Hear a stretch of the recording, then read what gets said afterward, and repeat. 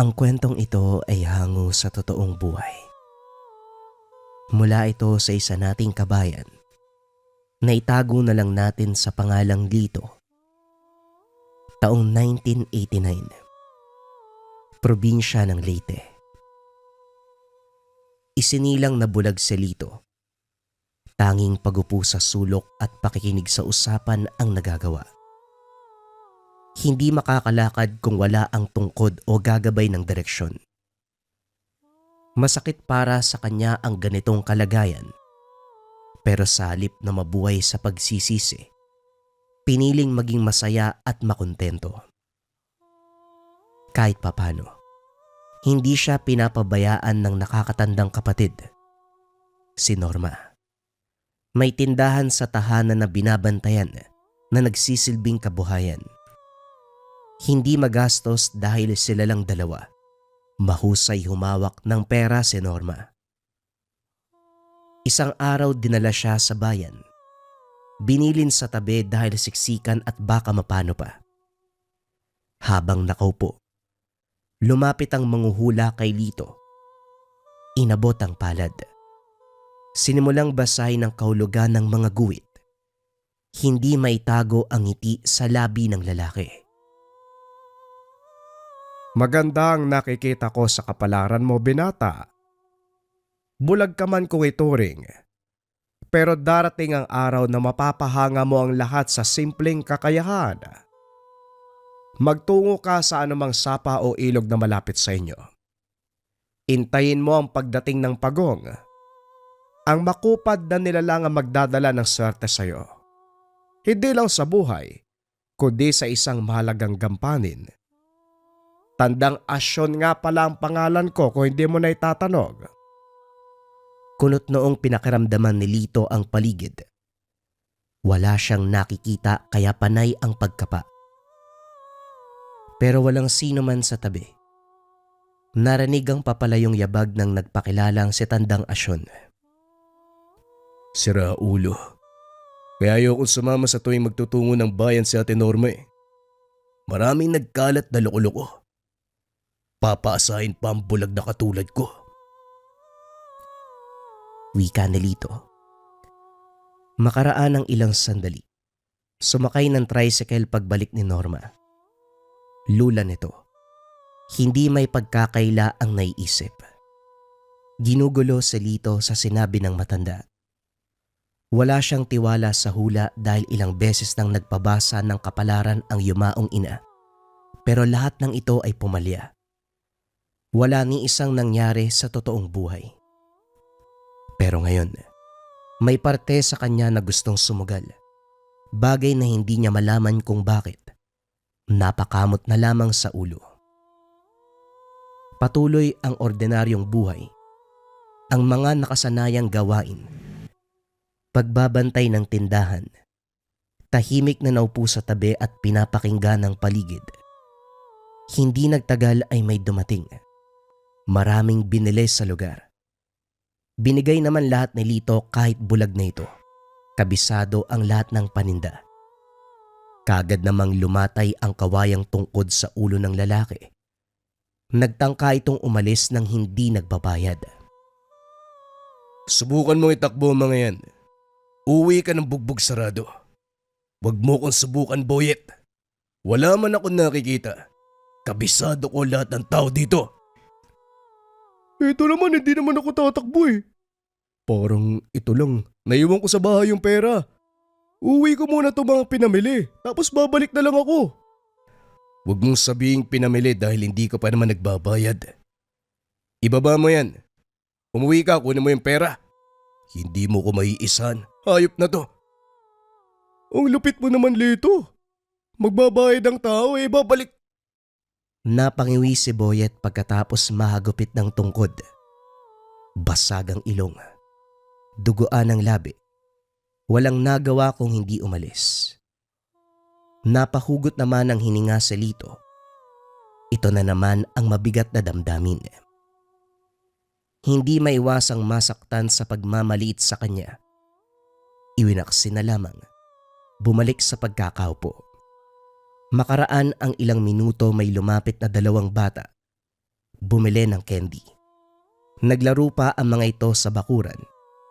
Dahil malakas ang boses, narinig ang usapan. Tinalakay ng mga bata ang nakitang pagong sa ilog. Malaki at masyadong makupad ang kilos. Tahimik lang siyang nakikinig hanggang sa naalala ang sinabi ni Tandang Asyon. Hindi may iwasang mapaisip kung talagang may katotohanan ang pagbasa nito sa kanyang mga palad. Pagkaalis ng mga bata, sinarado ang tindahan. Natagpuan ang sariling nagtungo sa ilog. Malakas ang ragasan ng tubig. Malayo pa lang ay maririnig na. Kabisado ni Lito ang daanan dahil ilang ulit nang nagpabalik-balik. Naging maingat lang dahil mabato at madulas. Kinakapa ang nararaanan. Kumakapit sa mga halaman at puno ng saging sa tabi-tabi. Naupo sa malaking bato. Sakto lang na nakalusong ang mga paa sa tubig. Itinukod ang noo sa tungkod habang inaaliw ang sarili sa preskong pakiramdam na dulot ng kalikasan. Hindi nagtagal. Napatingin sa direksyon kung saan nagmula ang mahinang kaluskos. Ilang sandali pa. May matigas na bagay sa paanan. Kinapa ito at ang unang pumasok sa isip ay salitang pagong. Napalunok si Lito. Kinakabahan sa posibilidad na magkakatotoo ang hula ni Tandang Asyon. Ilang ulit pang binalikan sa isip ang sinabi nito. Ang makupad na nilalang ang magdadala ng swerte sa iyo. Hindi lang sa buhay, kundi sa isang mahalagang gampanin. Inantay ang magaganap hanggang maramdaman ang mainit na bagay sa paanan. Kinapa. Nakuha ang maliit na bato. Makinis. Mainit. May kabigatan. Pero may kagaanang hatid sa pakiramdam. Napapatanong ang binata kung ito na nga ba ang biyayang swerte. Kinapa ni Lito ang pagong. Kaso nga lang wala na ito sa tabi. Naririnig na lamang ang ingay ng pagtalon sa tubig. Inisip na umalis na ang nilalang. Hinawakang mabuti ang bagay at inuwi ng tahanan. Sa kabilang banda, nagtataka si Norma sa kilos ng kapatid. Pagdating nito mula sa ilog ay panay ang pagkuyom ng kamao na para bang may hinahawakan doon. Ayaw niya sanang mangialam pero nakakabahala ang pananahimik nito. Kaya naman nagsalita na si Norma. Lito, bulag ka lang ha. Hindi ka pipi. Parang nakalimutan mo na magsalita. May problema ka ba? Hoy, batang to, nabigyan na rin. Ay naku. Ano? Pasensya na ate ha. Masyadong okupadong isipan ko eh. Pakiulit na lang nung sinabi mo. Tinatanong ko lang kung may problema ka ba. Ano ba yung hinahawakan mo? Kanina pa nakasara yung palad mo eh. Ano ba yan? Binuksan ni Lito ang palad. Kunot noong napatitig ang kapatid sa batong hawak. Nakuha ko sa ilog eh. Galing yata sa pagong. Ate, pakipaliwanag nga kung ano to. Nahahawakan ko pero hindi ko nakikita. Ano ba yan? Bato? Parang bato lang to eh. Maputi. Makinis tapos kumikinang. Itlog ba yan ng pagong? Ay hindi, matigas kasi. Ano gagawin mo dyan? Hindi ko alam eh. Itago ko na lang siguro. Baka mapakinabangan natin pagdating ng araw. Natawa si Norma sa sinabi ng kapatid. Ano namang maibibigay ng batong yan? Ikaw talaga, kung ano-ano pumapasok sa isip mo eh. Mabuti pa matulog ka na. Ihatid na kita sa kwarto mo. O kaya mo na maglakad papunta dun. Si ate naman parang hindi pa sanay sa galaw ko. Kahit bulag ako, kabisado ko na ang bawat sulok ng tahanan natin. O siya, matutulog na ang gwapo. Bago sumampa sa higaan, Itinabi ni Lito ang bato. Binalot ng tela at saka maingat na nilapag sa lagayan ng damit. Kinabukasan ito rin ang unang hinanap ni Lito. Isinilid sa bulsa at saka isinabay sa paglabas ng tahanan. Naabutan sa bakuran ang kapatid na nagwawalis. Kagad niyang binawian ng trabaho. Hindi naman pumalag si Norma dahil marami ring gawaing nakaatang. Kasabay nito ang paghanga dahil malinis na malinis ang bakuran. Nawalis lahat ng tuyong dahon kahit ang pinakamaliliit. Pinapanood lamang ni Norma ang kapatid. Pagkatapos itong magwalis, nagtungo ito sa tambakan ng panggatong. Marahang humugot ng itak. Sinimulang tagain ng naglalakihang kahoy. Kinabahan dahil hindi ito nakakakita. Pero sa kilos ay daig pa ang taong walang diferensya sa mata. Naputol ang kahoy na magkakaparehong sukat. Hinakot mula sa bakuran patungo sa kusina. Kamot ulong lumapit sa kapatid. Parang sinaniban ng kung sinong maligno ah. Paano mo nagawa lahat ng yun? Kung titignan parang hindi ka bulag ah. Huwag ka masyadong mamangha ate. Ako lang to. Kahit bulag ako, meron pa rin silbi. Oo na, baka lumaki yung ulo mo kung pupuriin pa kita eh. Amin na nga yung itak. Baka masugatan ka pa. Pinapanood ni Norma ang kapatid. Ngayon lang ay parang ibang tao ito. Hindi iba na sinapian o pinalitan ng pagkatao. Sadyang may himigan na merong kakaiba. Kung dati ngingiti lang kung magbibiroan sila, ngayon abot tenga kahit siya lang mag-isa. Mas gumaan ang presensya. Mas lumakas dahil kaya nang magbuhat ng mabibigat. Tumalas ang pandama sa paligid. Kaunting kaluskos kagad natutukoy kung saan galing. Napapatingin sa direksyon, lalo na kung may papalapit. At hindi lang yan. Kaya nitong magluto. Tatama lahat ng sahog at sangkap. Minsan ang biniro na baka nakakakita na ito, hindi lamang nagsasabi.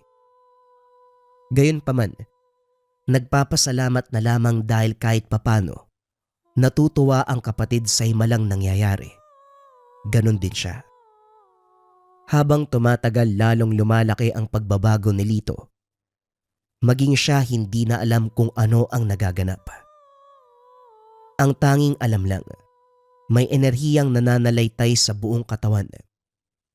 Nung una ay napapatanong kung saan galing, hanggang sa napansin ang bato ng pagong.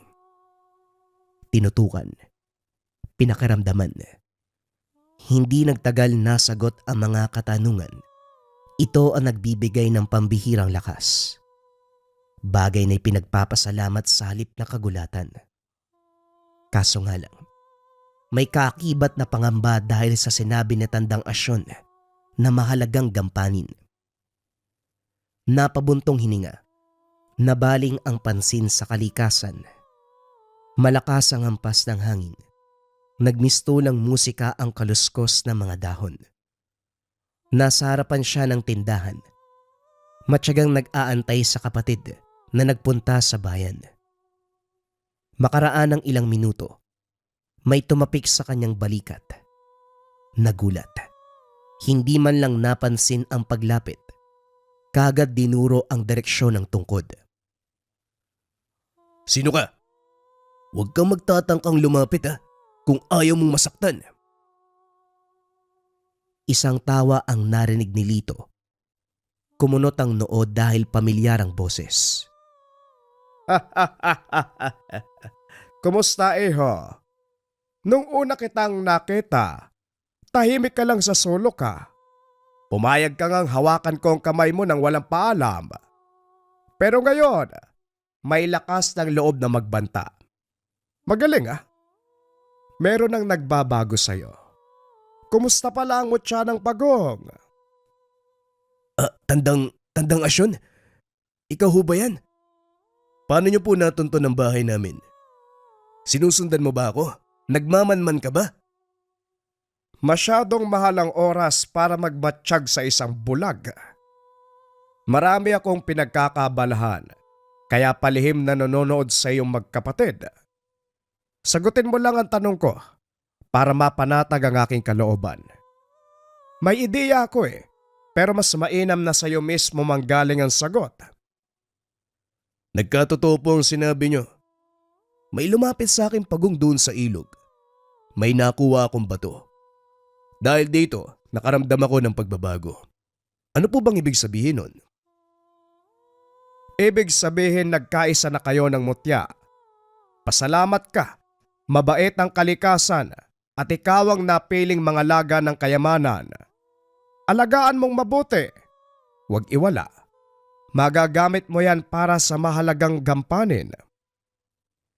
Yan na naman po kayo sa mahalagang gampanin eh. Ano po ba talaga? Nasisiraan na ako ng ulo kakaisip. Malalaman mo rin pagdating ng araw, bata. Umalis nang hindi lumikha ng anumang tunog si Tandang Asyon. Maging si Lito ay nagulat sa biglaang pagkawala. Hindi man lang nagpaalam, kamot ulong napabuntong hininga. Talagang kakaiba yung matandang yun eh. Kung makapagsalita parang propeta. Alam niya ba ang lahat na nangyayari sa buhay ng tao? Ganun ba siya kagaling manghula? Hoy, nagsasalita ka na naman mag-isa. May problema ba? Buksan mo nga tong pinto. Mabigat tong dala ko. Wika ni Norma sa kapatid.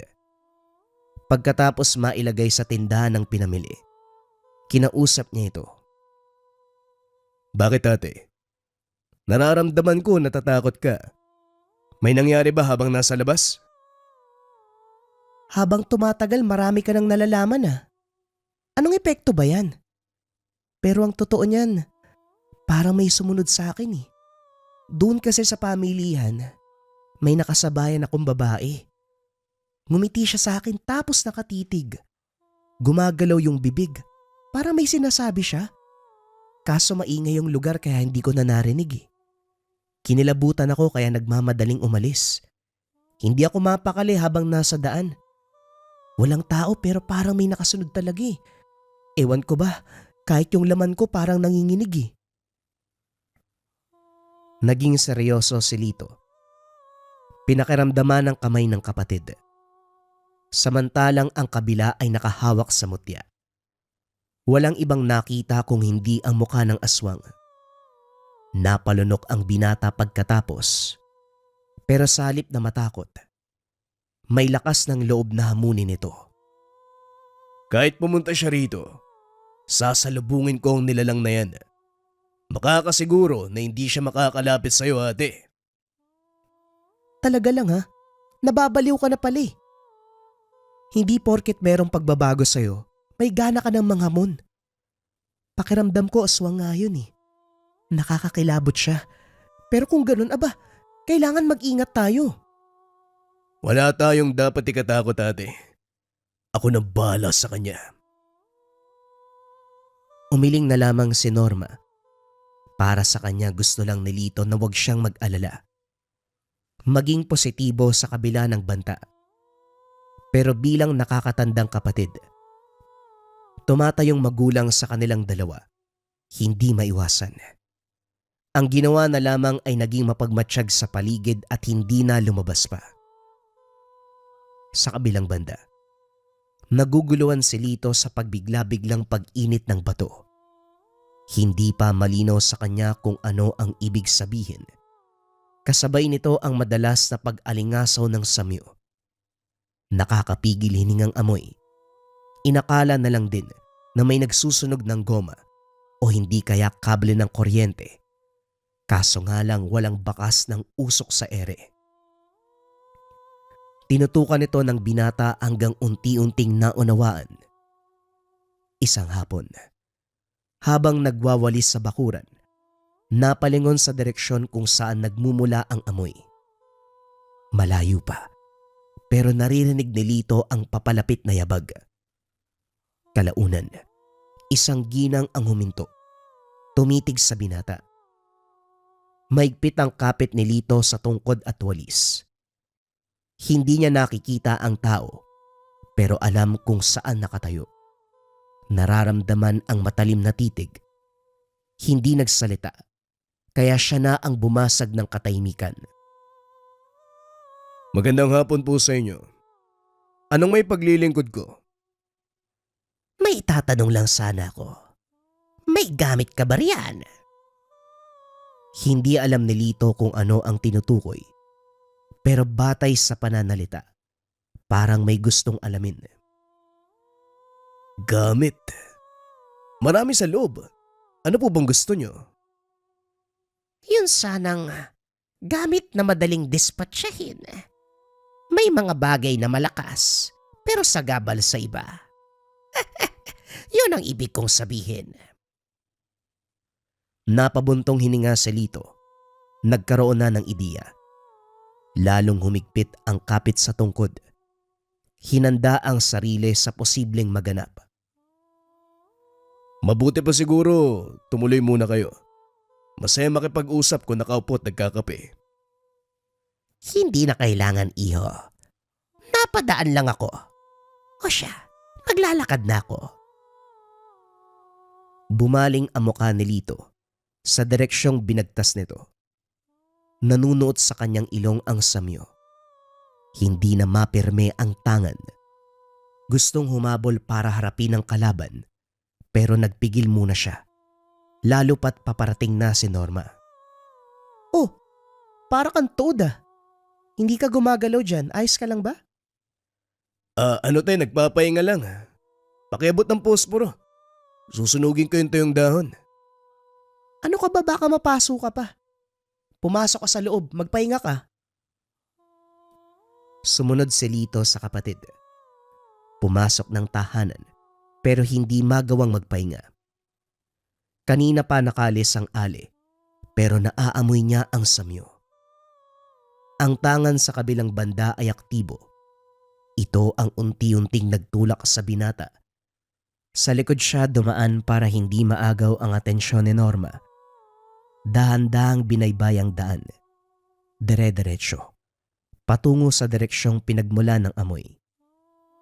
Nang nasa malapitan, napansin ang unti-unting paglayo. Binilisan ang paghakbang pero natigilan nang marinig ang boses ng kapatid. Lito, ano ba? Bakit bigla kang lumabas? Dumiretso pa talaga sa gubat. May problema ba? Hindi pinansin ni Lito ang kapatid. Patuloy na hinanap ang pinagmula ng amoy.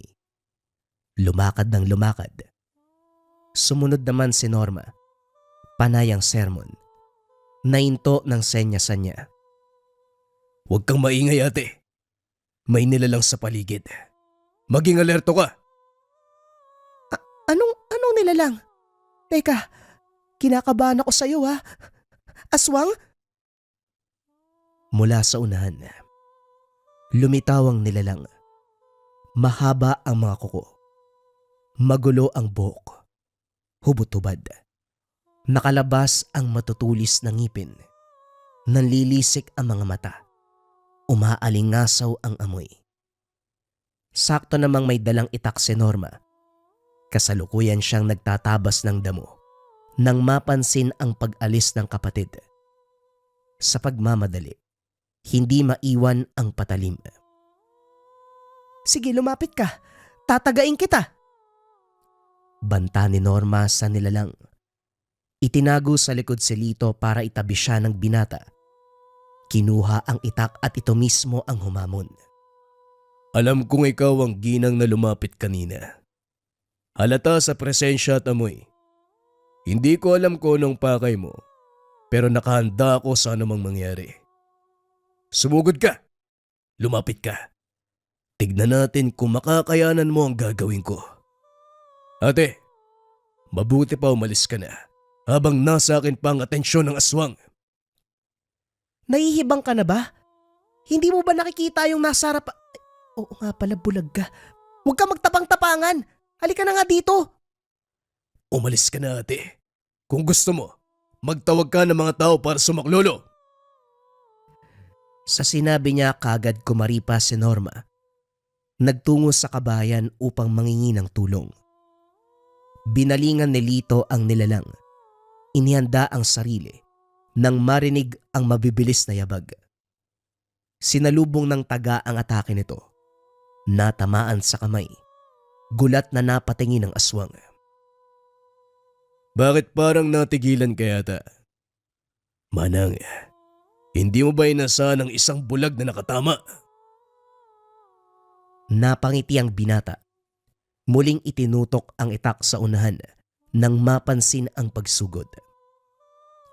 Walang binatbatang nilalang. Humiyaw na lamang matapos matanggap ang hagupit ng itak. Hindi na lumapit sa binata. Dumistansya. Tumitig ng masama. Natahimik ka na yata. Halika rito. Lumapit ka pa. Hindi ko pa naibubuhos ang lahat. Kaya wala mo nang susuko. Umatake ka uli. Wika ni Lito. Kaso nga lang natunogan nito ang ingay ng mga tao. Sa halip na paunlakan ng binata, nagmamadaling umalis. Napansin ito ni Lito, pero hindi na siya nabahala dahil maluba ang tama. Sa tansya niya, swerte kung aabuti ng ilang araw. Pagdating na mga kapitbahay wala nang naabutan, umakto si Lito. Sumiksik sa damo na parang natatakot. Napaliwala ang mga ito. Nilibot ang lugar para hanapin ang nilalang, pero tanging bakas ng dugo na lamang ang natagpuan. Naging alerto ang lahat. Ikinalat ang nangyaring pag-atake para maging babala. Sa kabilang banda, may pagdududa si Norma sa kapatid. Bago siya nagtawag ng saklolo, nasaksihan ng sagupan. Hindi siya makapaniwala. Kumilos ito na parang biyasa sa pakikipaglaban sa ganong klase ng nilalang. Walang kahirap-hirap na napatamaan ng aswang. Hindi man nakitaan ng katiting na takot. Ngayon tahimik itong nakaupo sa mesa at kumakain.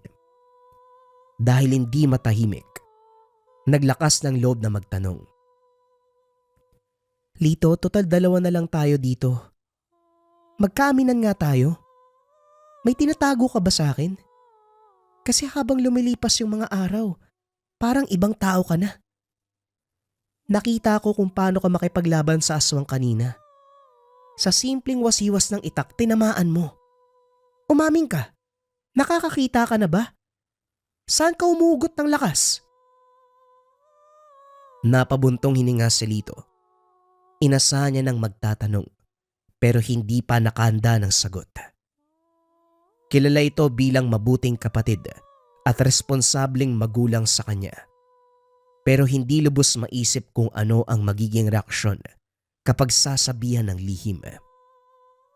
Gayunpaman, buong puso na nagtapat. Ate, huwag ka sanang mabibigla. Naalala mo ba yung bato na nakuha ko sa pagong? Makapangyarihan ang bagay na yun. Ang bato ang nagbigay sa akin ng kakaibang lakas. Talas ng pangdama, ng pandinig, at kakayahan na makipaglaban sa anumang banta sa paligid. Bulag pa rin ako. Hindi nakakakita. Pero ang bato ang nagiging mata para malaman ko nung nasa paligid. Napakurap si Norma. Naguguluhan kung hahambasin ba o tatadyakan ng kapatid. Seryoso ito. Pero hindi ka panipaniwala ang sinabi. Kamot ulong hinampas sa balikat. Itigil mo nga yung mga sinasabi mo. Mabibigwasan na kita eh. Seryoso ko. Ano ba talaga? Kinakabahan na ako sa'yo, baka sinasapian ka na. Nagkakamali ka, ate. Totoo ang sinabi ko tungkol sa bato. Eto, damin mo. Inalahad ng binata ang mutya sa kapatid. Nag-alangan ito nung una. Pero nang dumampi ang kamay, siya ngayon ang nagulat. Napapitlag sa biglang pagdaloy ng enerhiya, parang boltahe ng kuryente. Dito lang lubos na naniwala ang kapatid. Totoo nga. Naku, pinagtatawanan ko pa yan kasi parang itlog. Para kasing bato eh. May tinatago palang lakas. Kaya huwag ka nang magtaka kung merong nagbabago sa akin. Tignan mo, hindi tinago ng bato ang kakayahan niya sa'yo. Naniniwala siya, ate. Lumipas ang gabi. Lubos ang paghanga ni Norma sa kapatid. Hindi inasahan na ang simpleng bagay sa mundo. Nagtataglay ng pambihirang kakayahan. Sa kabilang banda, ang aswang na nakalaban ni Lito ay nakaratay sa banig. Nag-iingalo. Hindi nadaan sa gamutan ng sugat. Sa tuwing lalapatan ng langis ay lalo lang kikirot. Hindi nagtagal binawian ng buhay. Ang naiwan na kapatid ay ayaw tanggapin ng katotohanan. Lumabas ito. Hinanap ang taong pumatay. Hindi nahirapan na matunto ng bahay. Isa ito sa kakayahan ng aswang. Lalo pa kung nagnanais na mahanap. Tanaw mula sa bintana si Lito. Nagbabanggaan ang mga ngipin dahil sa galit. Malakas ang banta pero hindi alintana. Hindi muna nagpadalos-dalos. Umuwi at nag-antay ng tamang pagkakataon. Lingid sa kalaman ni Lito na may mangyayari sa araw. Lumuwas ng bayan si Norma para mamili ng mga gamit. Nasa tindahan naman ng binata. Magiliw na pinagsisilbihan ang bumibili. Habang nakikipag-usap sa mga bata, napansin nito ang pag-aktibo ng tangan. Kagad sinabihan ng mga paslit na mag-uwian. Tinakot pa para sumunod. Lumabas. Nilanghap ang hangin na may halong pag-alingasaw. Natukoy ang kinalalagyan ng nilalang pero umaktong walang nalalaman. Kumuha ng walis tingting. Dahan-dahang winalis ang mga tuyong dahon sa bakuran. Kumikilos pero ang atensyon ay nasa nilalang. Kalaunan ay unti-unting lumapit. Dumistansya dahil hindi masikmura ang lakas ng tangan. Huminto sa pagwawalis si Lito. Hinarap ang direksyon ng lalaki. May tao ba riyan? Bibili ka ba? Anong sayo? Malayo man, narinig pa rin ng binata ang ngit-ngitan ng mga ngipin. Maging ang pagtunog ng mga buto sa kamay. Ilang sandali pa ay nagsalita na ito. May tatanong lang sana ako. May gamit ka ba? Yung mataas na uri. Wika ni Celso. Magkapatid ba kayo ng babaeng pumarito nung nakaraan? Ganyan din ang sinabi niya. Naghahanap ng gamit na madaling masira. Ang meron lang dito, babasagin palayok. Kahit masagi lang mababasag kagad. Hindi ito binibili. Hindi ito nabibili pero kung papatungan mo na malaking halaga pwede. Hindi maintindihan ng lalaki kung ano ang punto ng binata. Gustong isipin na nagbibiro lang ito. Pero hindi nagpakumpiyansa. Antingero kaya alerto pa rin siya. Dumidilim na ang paligid. Pero nag-aayos ka pa rin. Gusto mo bang tulungan kita sa pagsusunog? Hindi na kailangan. Matanong lang, pagsusunog ng tuyong dahon ba ang pakay mo? Diretsuhin mo ko para masimulan ang dapat sinimulan. Sa inasta ni Lito, nasagad ang pasensya ng lalaki. Tinignan ng paligid.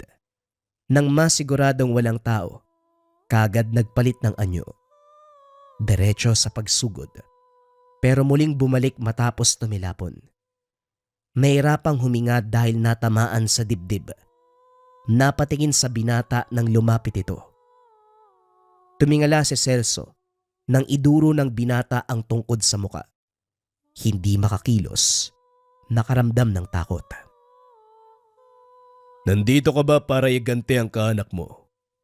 Kung tama ako ng hinuwa, kapatid mo nga siya.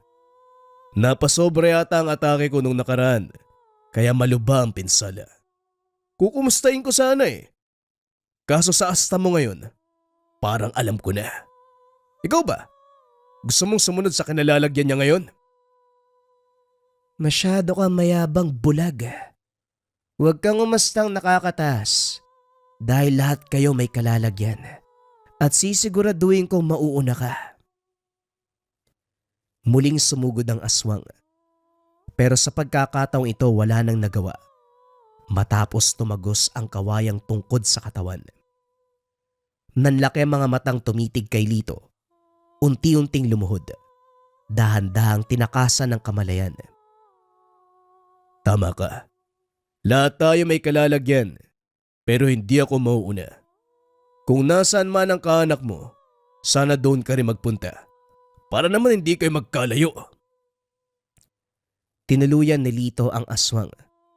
Pagkatapos ay naghanap ng paraan para maidispatcha ang bangkay. Dinala sa ilog. Saktong malaki ang tubig at malakas ang daloy. Naguguluhan kung ano ang gagawin. Pero sa huli, nang makitang sumabay sa agos ng tubig, napahugot na lamang siya ng hininga. Kung may tuturing man na kasalanan ng pagpatay ng aswang, patawarin sana ako ng Diyos. Wika ni Lito.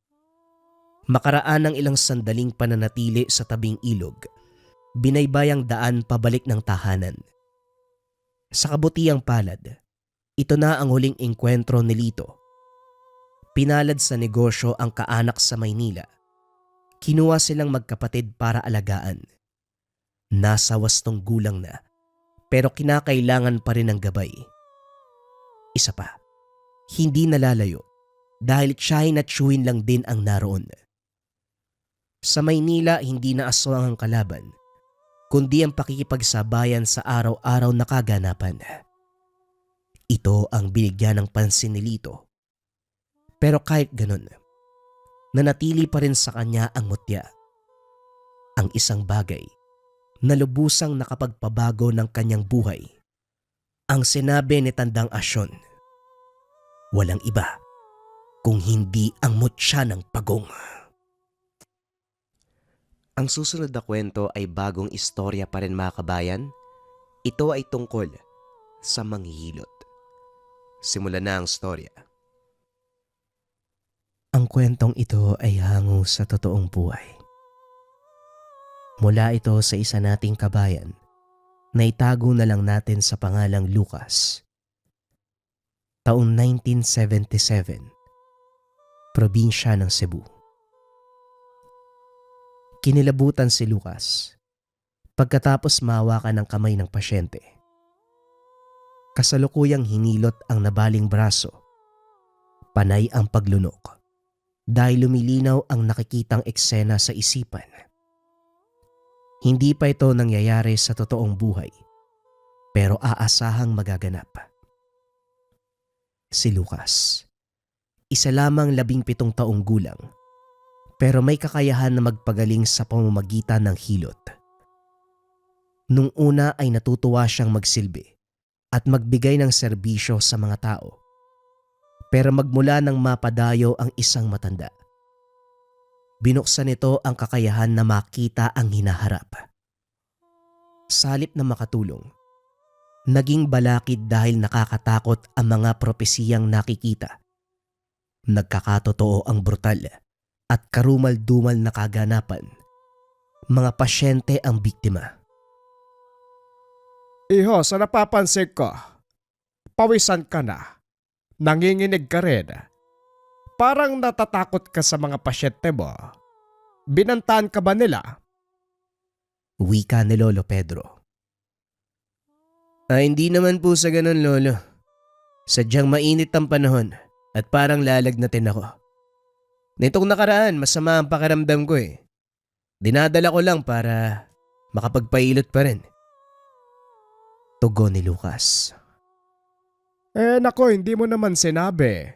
Isara muna natin ang tanggapan bukas para makapagpahinga ka.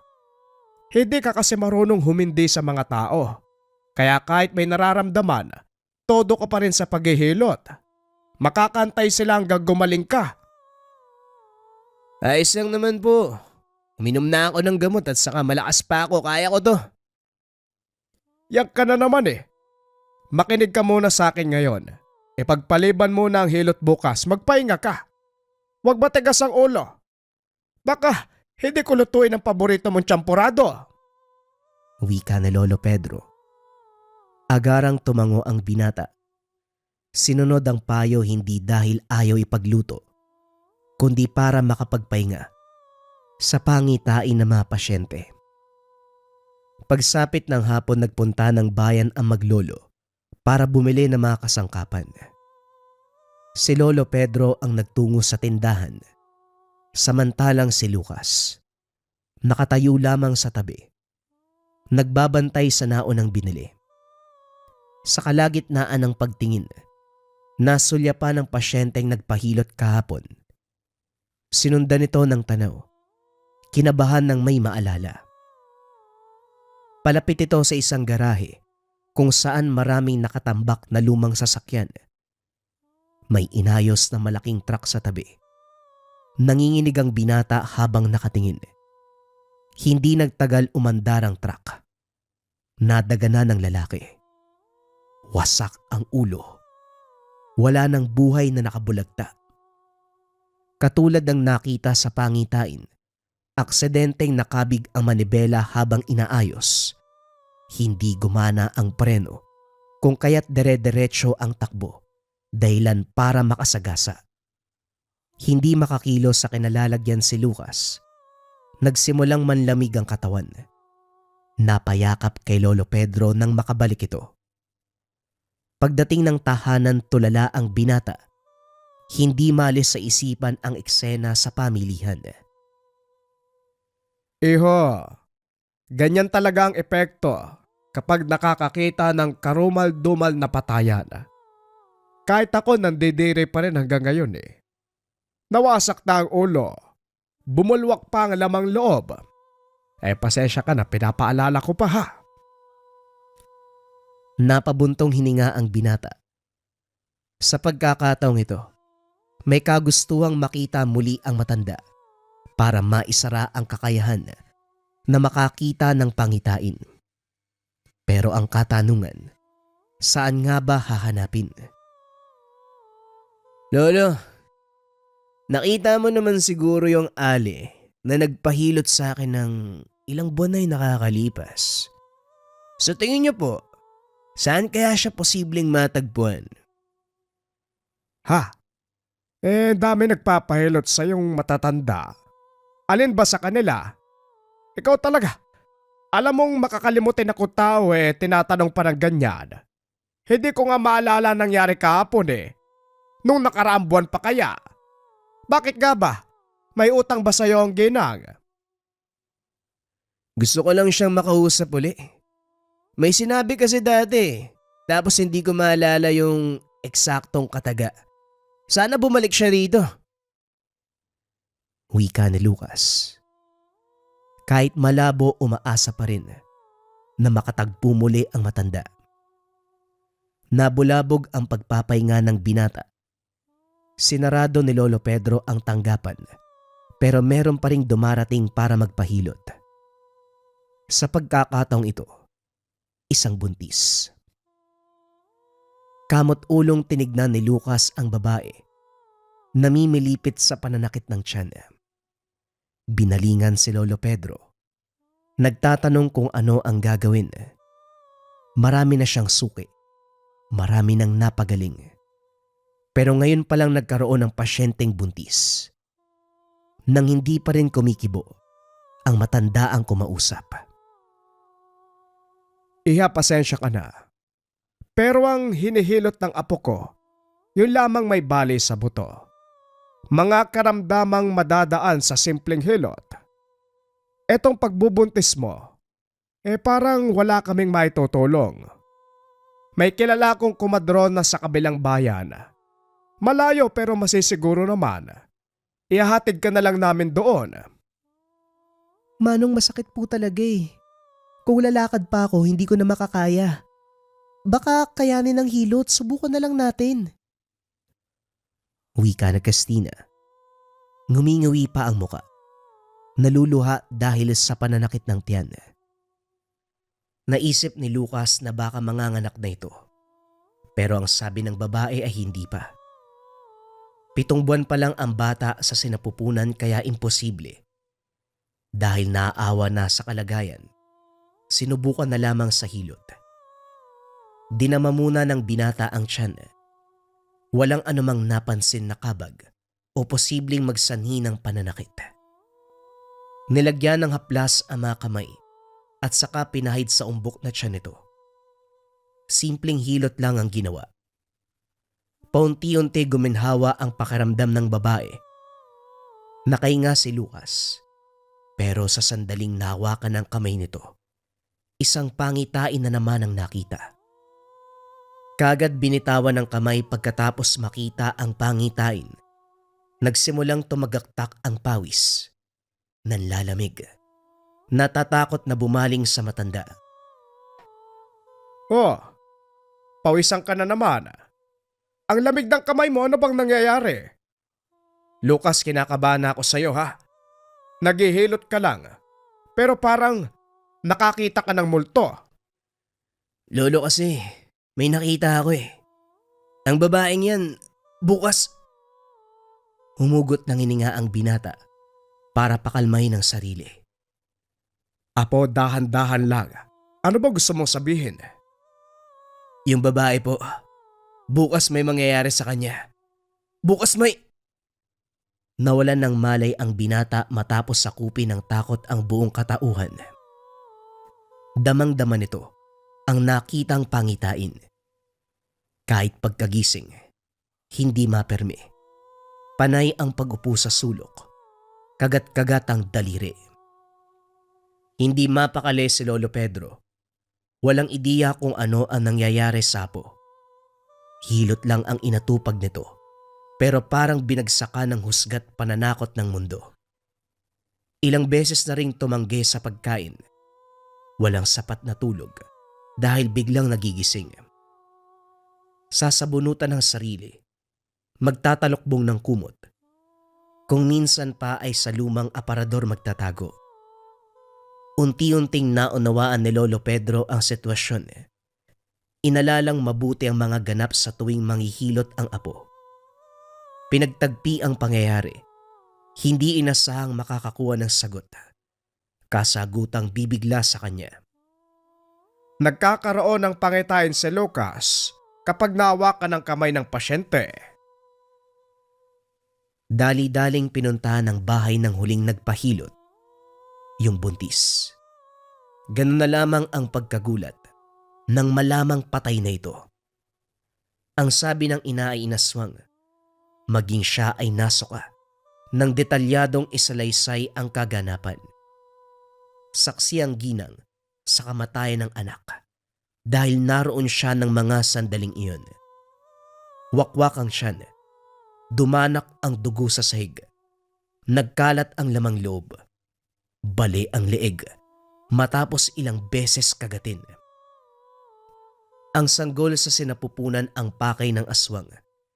Matagumpay itong nakuha, kinain mismo sa harapan ng ali.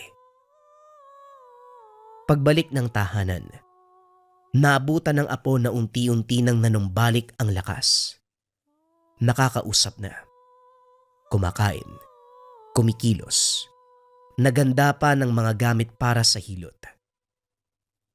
Apo, sigurado ka bang ayos ka na? Hindi mo pwedeng madaliin ang sarili mo. Makakahintay ang mga pasyente. Sinabihan ko na sila na masama ang pakiramdam mo.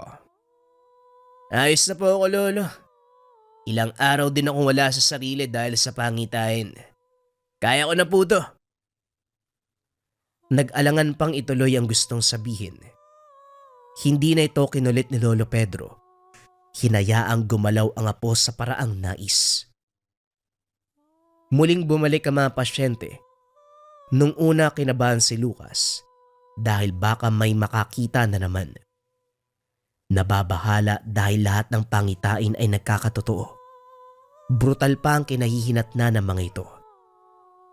Sa kabutiang palad, natapos ang maghapon na paghihilot nang hindi nakakita ng isang pangitain. Maluwag na nakahinga si Lucas.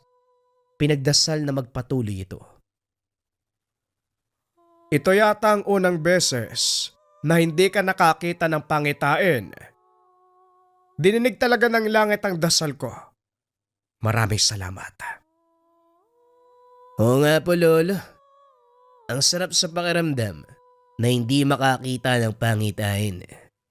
Nakakatakot kasi. Hirap akong makahinga kapag meron. Alam niyo naman po, ilang beses na akong hinimatay. Lalo na kapag malala ang pangitain. Nagkataon lang siguro na yung naunang pasyente may masamang kaganapan sa buhay kaya ganon. Ang ngayon mga malulusog pa naman at mukhang mahaba ang magiging panahon sa mundo. Wika ni Lolo Pedro. Siningitan ng biro para gumaan ang usapan. Natawa na lang si Lucas. Pagkatapos, muling inayos ang mga gamit sa paghihilot. Sinalinan ang bakanting bote ng haplas. Sa kalagitnaan tinawag siya ni Lolo Pedro. Dali-daling lumabas. Bumungad ang basketballistang nabalian ng binti. Karga ito ng mga barkada. Natatakot sa kakainat na ng kaibigan. Sinuri ang kalagayan.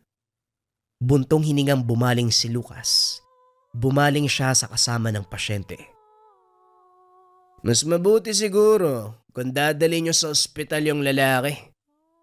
Literal na nabali yung buto niya, no? Hindi kaya ng hilot lang. Operasyon ang kailangan. Eka, baka pwede pang maayos. Subukan mo lang. Hindi pwedeng dalhin sa ospital. Kasi doon nagtatrabaho ang nanay niyan. Kapag nalaman ang nangyari, pati kami malalagot. Abayos ka rin. Hindi ko na problema yon.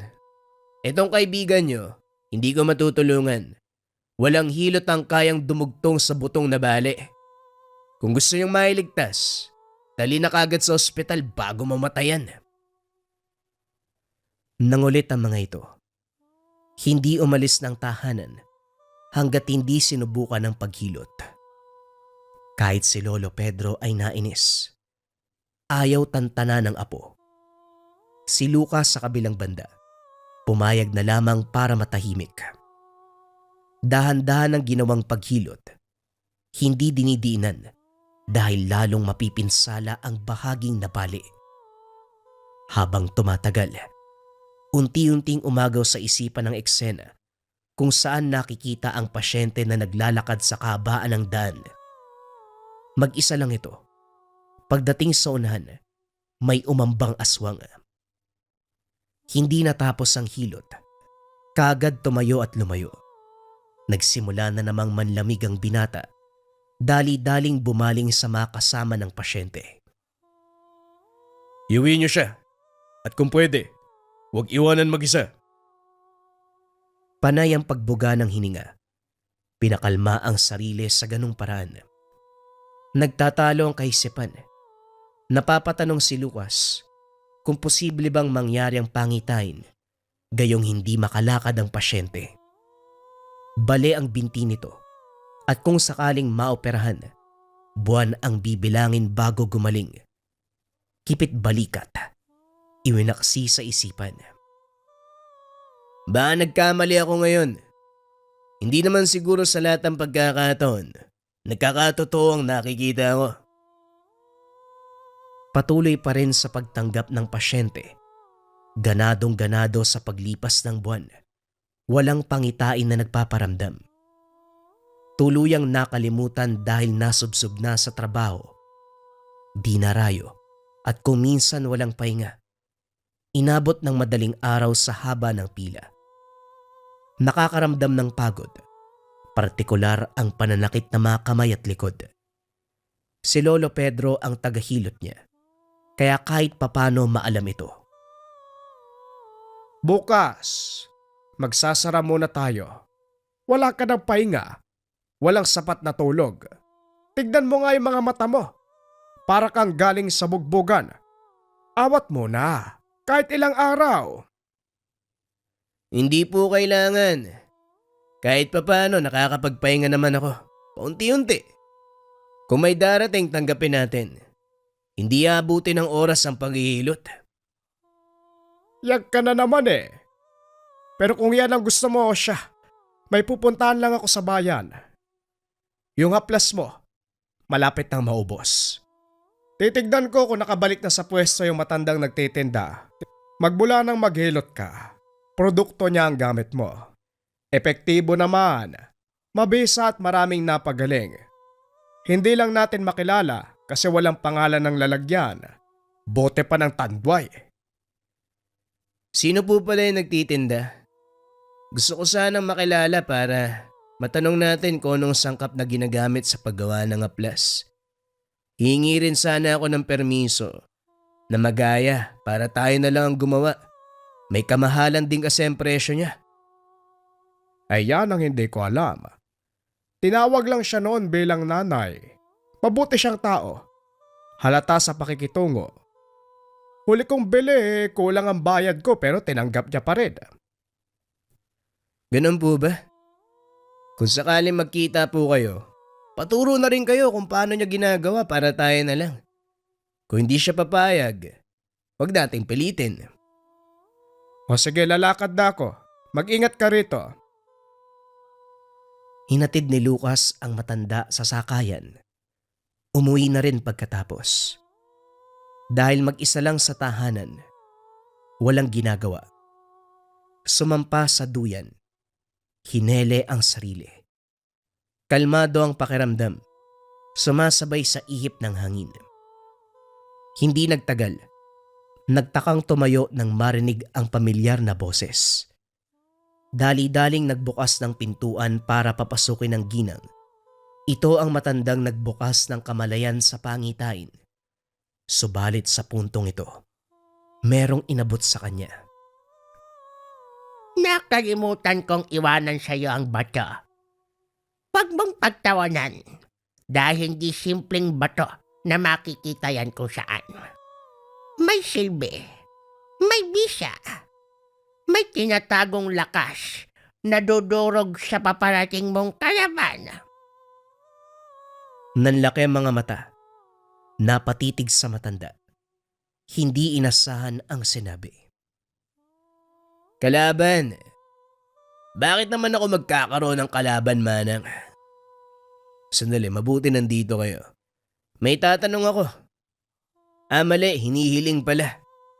Gusto kong alisin niyo ang kakayahan kong makakita ng pangitain. Nagiging balakid to sa akin eh. Nagdudulot ng takot. Ayaw ko mabuhay sa ganito. Ibalik niyo na lamang ako sa dati.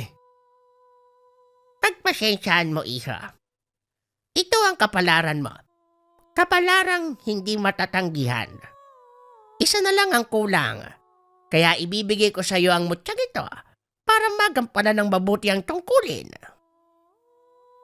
Manang, hindi ko kailangan ng ganito.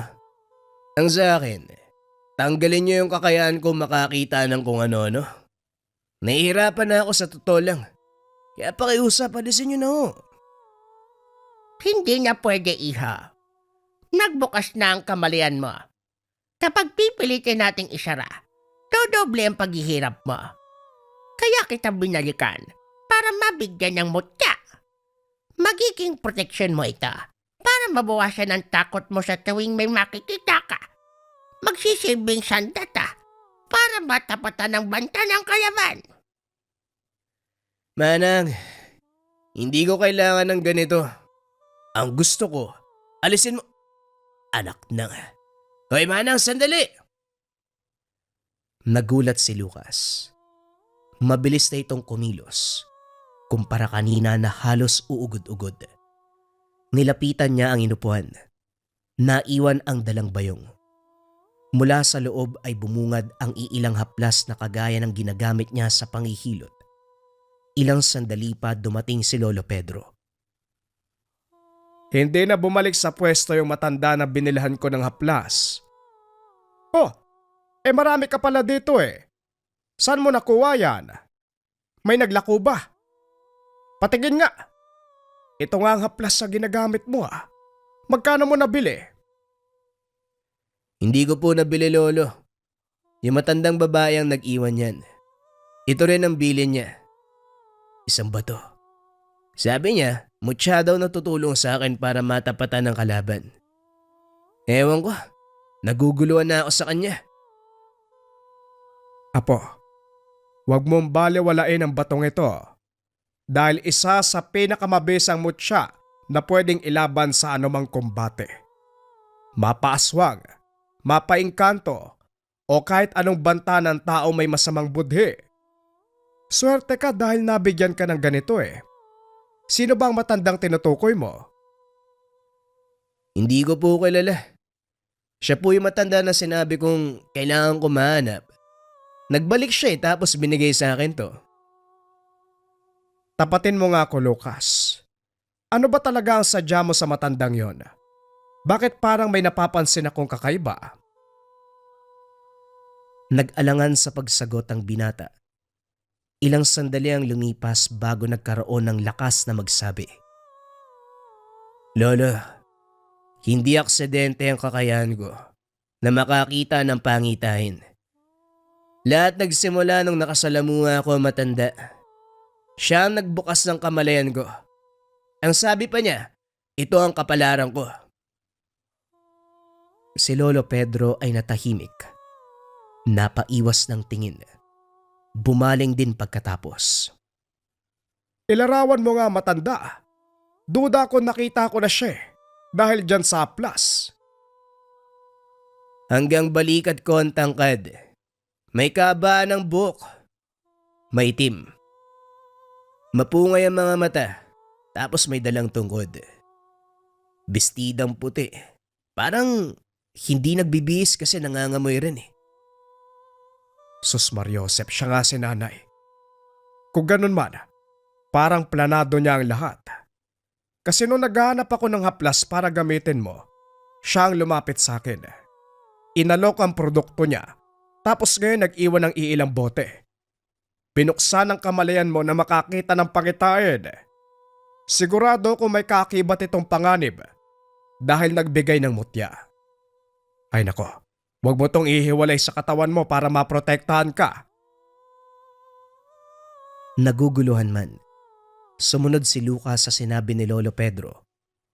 Sinuot ang kwintas na ang palawit ay mutya. Kinabahan ng binata. Sa paglipas ng mga araw, hindi mawala sa isip ang salita ng matandang babae, lalo na ang parte na meron siyang kalaban. Sa pag-aalala na baka may biglang banta, ipinagpaliban ang paglabas ng tahanan. Nasa loob lang siya. Hanggang sa pintuan, pagdungaw sa bintana, hindi nagpakampante sa mga pasyenteng dumarating. Maigi ang pagmatsyaga at pagsuri na magalaw. Habang tumatagal na isip ng binata na para siyang nababaliw, kung kaya't pansamantalang winaksi. Subalit masyadong mapaglaro ang pagkakataon. May nakita siya sa huling pasyente. Nandito na naman muli sa sitwasyong takot na takot. Tagaktak ang pawis. Nanginginig. Hindi maiangat ang tingin. Nagtatalo ang kaisipan. May parteng gustong sundan para malaman kung magkakatotoo ba ang nakita. Nang nakapagpa siya, binitbit ang hinubad na mutya at sulo. Sa kabaan ng daan panay ang lingon. Madilim. Wala ni isang bahay na makikita sa paligid. Dumampot ng kahoy bilang panlaban kung sakaling may makasalubong na aso. Ito ang inalala ng binata. Pero pagdating sa unahan, hindi ordinaryong aso ang bumungad. Natigilan siya nang makita ang basketballistang hinilot noon.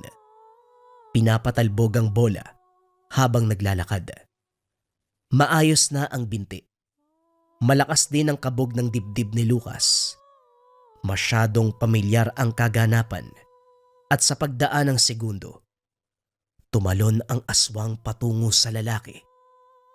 Kinagat ito sa muka. Ibinaon ng mga kuko sa tiyan. Ilang segundo lang ang tinagal bago binawian ng buhay. Dali-daling kumaripas ng takbo bago makita ng nilalang. Hingal na natigilan. Dito naalala ni Lucas ang pangitain sa basketballista. Nakalimutan na sana, pero siya ang nakasaksi sa kaganapan. Binilisan ang pagbaybay ng Dan pero muling nahinto nang makita ang huling pasyente kanina. Nasa 30 taong gulang na ang lalaki pero paminsan wala sa wisyo ang pag-iisip. Katulad ngayon, naglalakwat siya kahit 10 oras.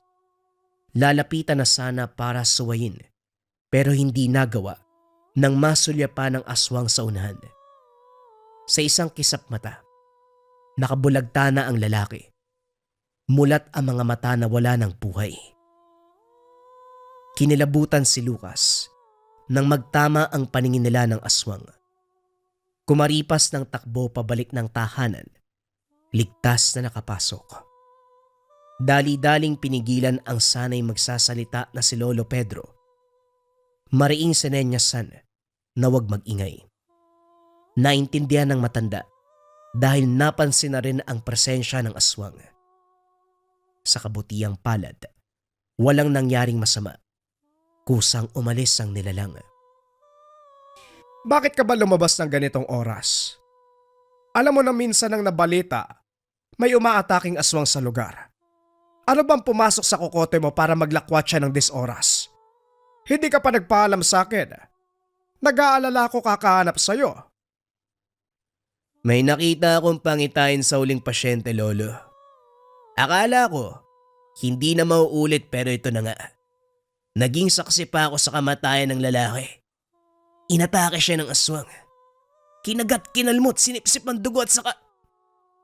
Kagad pinutol ni Lolo Pedro ang pagsasalita ng apo. Natataranta na ito. Pinakalma muna bago pinag-usapan uli. Hindi ko na nagugustuhan ang nangyayari sa totoo lang. Letseng matanda. Sa dami ng pwedeng guluhin ikaw pa. Masyado ka bang bata para sa ganitong panganib? Masyado na akong matanda para magtanggol. Sumasakit na nga tong mga tuhod ko pero kinakaya lang.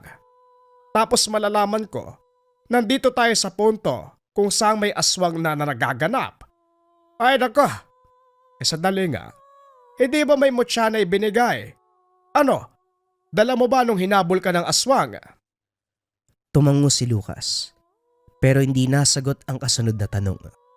Hindi na malayan kung naging aktibo ba ang gamit sa mga sandaling iyon. Ang tanging pumaibabaw ay takot.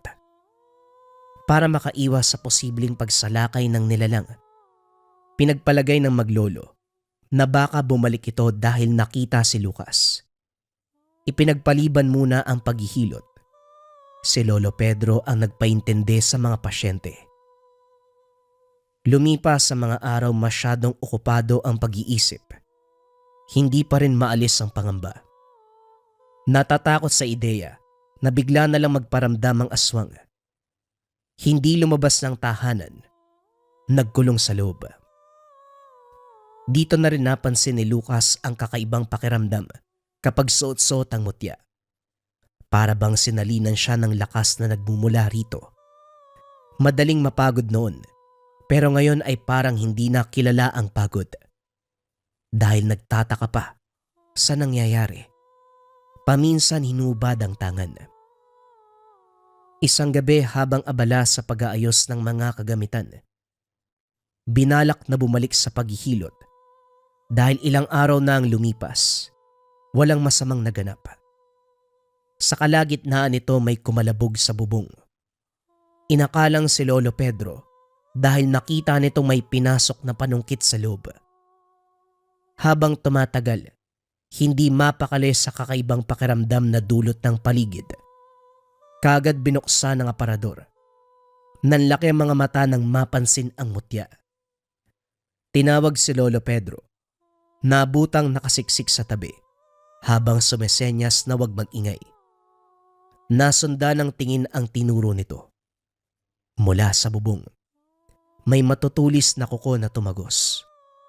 Layong sirain ang tagpi-tagping yero. Dahan-dahang lumabas ng kwarto ang matanda. Binalaan ang apo na maging alerto. Hindi ko alam kung paano makipaglaban sa aswang, pero kailangan nating sumubok at magpakatapang. Mamaya makakapasok na yan. Hawakan mo ito. Marunong ka namang magtabas ng damo. Tabasin mo ang nilalang kapag may pagkakataon. Inabot ni Lucas ang bigay na itak. Pero sa sandaling sumagi ang balat sa kamay ng matanda, may eksenang sumaglit sa isipan. Sa katunayan nanginginig na siya dahil sa puntong ito. Si Lolo Pedro ang nakikita. Huli na, dahil nakapasok na ang aswang at kagad na umatake. Si Lolo Pedro ang unang sumalubong. Kinalaban ang nilalang. Kahit nahihirapan, tinamaan ito ng kalmot. Duguan. Tumilapon kung saan-saan. Dito lang natauan si Lucas nang pukawi ng mismong tangan. Hindi mawari ng binata kung saan nakahugot ng lakas. Walang takot na tinapatan ng halimaw. Inagaw ang atensyon nito. Walang ibang makikita sa paningin ni Lucas kung hindi ang aswang. Lumalapit. Walang pagdadalawang isip na sinalubong ng taga. Kaso nga lang nakailag. Nakipagbuno. Tumama ang atake sa binata pero hindi nagtamo ng anumang galos. Nakilala ang nilalang. Ito ang humabol sa kanya nung nakaraan. Mabilis ang kilos. Masyadong maliksi. Pero sa kabutiang palad, madaling nakontra ang atake. Humantong sa punto na nataga ang balikat. Hirap itong kumilos sa lala ng sugat. Gayunpaman, hindi tumigil ang aswang kahit binalandra ng binata ang mutya sa harapan nito. Sumugod ng sumugod, layong makapatay. Ang ginawa ng matanda, sinukat ang kakayahan. Ito ang tipo ng aswang na panay lang sa pagsugod. Masyadong gutom, kaya ang nasa isip mapatay ang biktima upang makain. Sinamantala ni Lucas ang kahinaan, kaya sa isang iglap na itumba ang nilalang. Pumaibabaw pagkatapos bumagsak. Maayos na punesto ang sarili para makabuelo ng taga at saksak. Tumalsik ang dugo at sa bawat paglapat ng patalim, si Lolo Pedro sa tabi ay napaiwas ng tingin dahil nagtatalsikan ng dugo.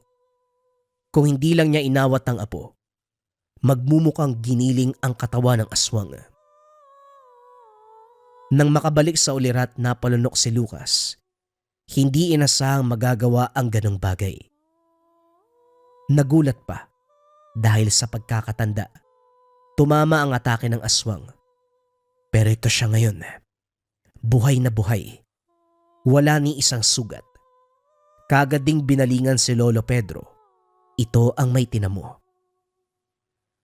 Mabuti na lang epektibo sa sugat ang haplas. Madaling nawala ang kirot ng malapatan. Sinabayan pa ito ng herbal na gamot upang makasigurado. Kalmot lang ang tinamo. Hindi kagat. Kaya kahit papano napapanatag.